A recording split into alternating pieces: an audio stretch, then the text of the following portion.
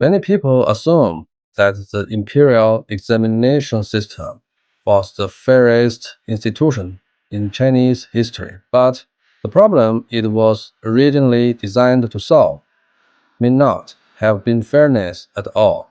It may have been a long-standing dilemma for the emperor, how to take power back from the great aristocratic clans. Throughout Chinese history, the relationship between imperial power and the great clans was always one of subtle tension. Each side needed the other, yet each side watched the other with weariness. The emperor needed the clans to supply officials and manage the regions. The clans needed the emperor to give their authority a legitimate face.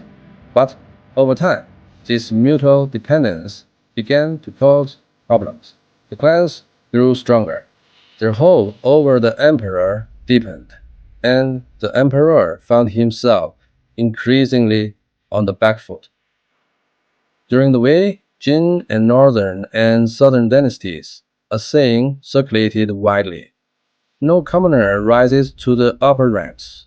No aristocrat falls to the lower. Behind this was a system called the nine-rank system. The court appointed local officials known as rectifiers to assess and grade local talent, and those grades were sent to the central government for official appointment. The original intention was to pull the selection of officials away from local strongholds and concentrate it in the hands of the center. In the early years, assessors were supposed to weigh family background, moral character, and actual ability together. But the problem was that the rectifiers themselves were almost always drawn from the aristocratic families. When people from powerful clans assessed others, they naturally favored those from similar backgrounds. Over time,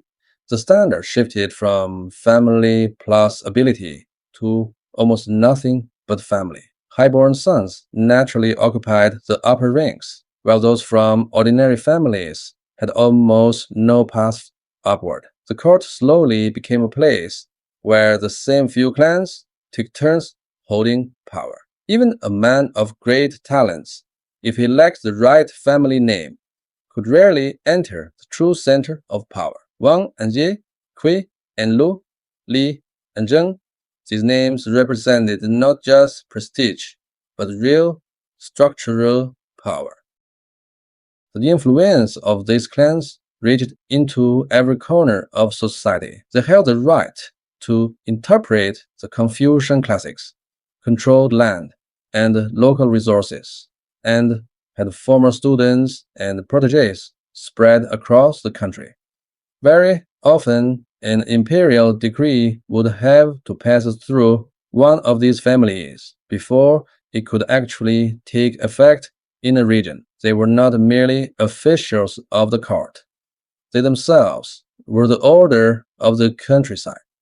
Many ordinary people lived their entire lives without ever encountering the emperor, yet spent their whole lives inside the world these families maintained.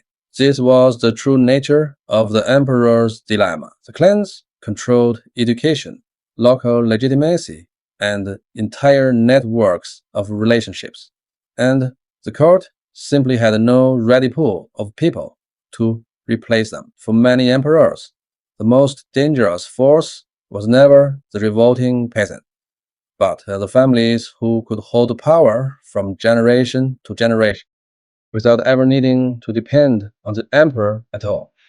Destroy them, and the machinery of government would collapse. Tolerate them, and imperial authority would keep shrinking. One detail makes this tension vivid. Emperor Taizong of Tang, Li Shimin commissioned a new official ranking of the great clans of the empire. When the results came back, the Kui clan of Shandong had been placed first. The Li imperial family ranked below them. Taizong was furious and ordered the rankings redone. He was the founder of one of history's most powerful dynasties, arguing with aristocrats over a list. It reveals something important. Emperor held supreme political power, but the social order that people actually respected, the legitimate hierarchy of status, still belonged to the clans. Their influence had penetrated to a depth that political force alone could not simply override.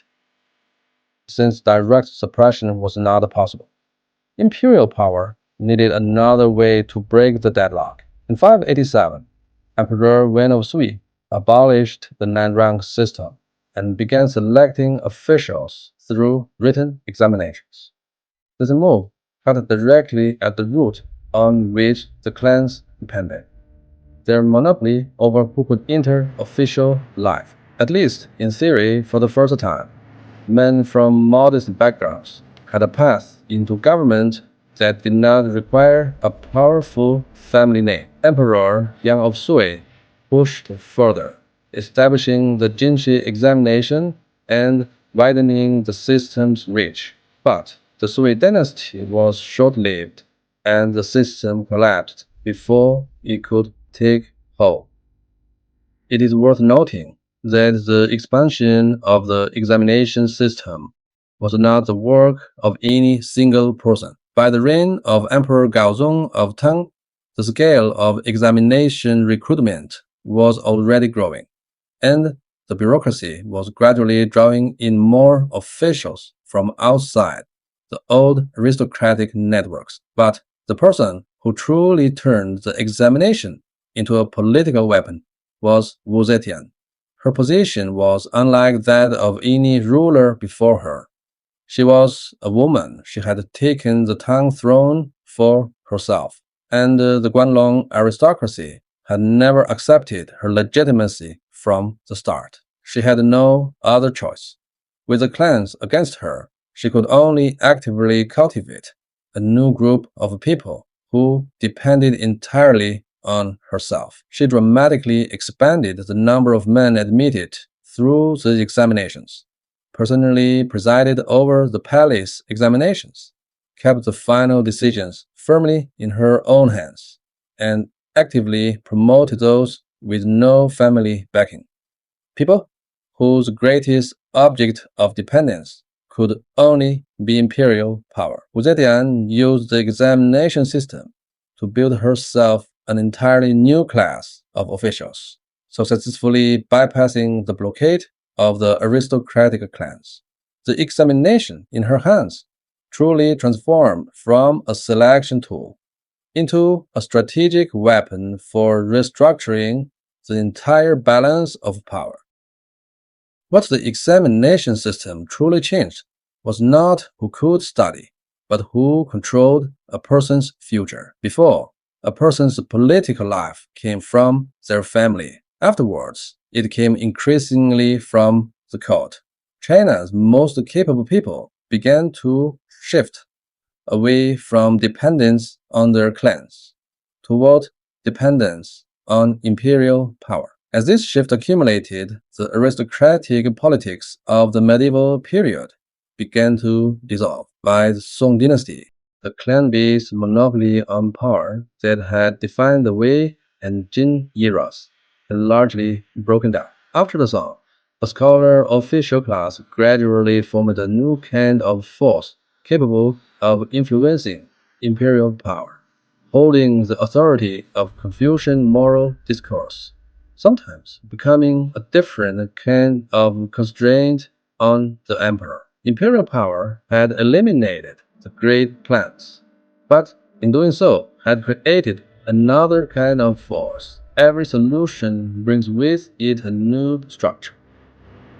The examination system lasted from the Sui dynasty until its formal abolition in 1905, more than 1300 years. During this time, the decline of the great clans was not caused by the examinations alone. Prolonged warfare, shifts in the economic structure, the movement of populations between north and south, All of these were eroding the foundations on which the clans stood. The examinations only accelerated and solidified what was already underway. From then on, China's understanding of success also slowly changed.